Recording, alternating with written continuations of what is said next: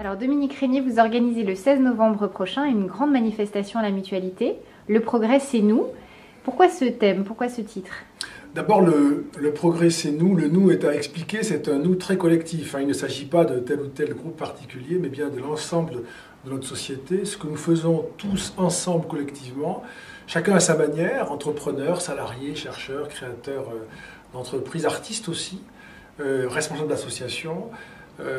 On veut montrer par cet événement la vitalité de la société française, sa puissance, sa capacité aujourd'hui à créer de la richesse, matérielle ou immatérielle. Je pense là aux chercheurs, aux artistes, dans un moment plutôt marqué par la morosité ou le pessimisme. Mais c'est aussi une façon de dire qu'il y a toutes les raisons de faire confiance à la société française, de lui passer au fond le relais, de la laisser faire, de croire en elle pour voir émerger une France beaucoup plus créatrice et beaucoup plus riche qu'aujourd'hui. Alors vous aussi, avec la Fondapol, vous innovez puisque vous faites une manifestation ambitieuse. C'est une manifestation qui va se dérouler sur 24 heures avec 140 interventions. Concrètement, c'est ça? C'est ça. À partir du vendredi minuit jusqu'au samedi minuit, nous aurons toutes les 10 minutes une personne sur scène, parfois 2 ou 3, qui vont nous expliquer ce qu'elles font, comment elles œuvrent au progrès. Et toutes ces personnes vont se succéder pendant 24 heures. Alors 24 heures, il y a une performance évidemment, il y a un aspect un peu ludique aussi, mais c'est aussi parce que 24 heures, c'est le soleil qui ne se couche pas.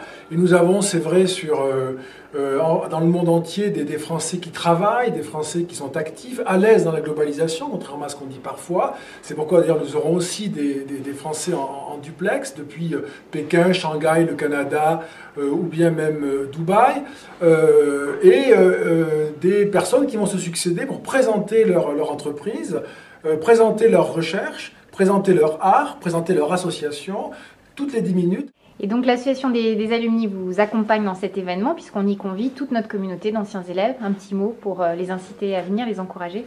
C'est un événement qui, pour moi, ne peut que se faire en partenariat avec l'association alumni des anciens élèves de Sciences Po.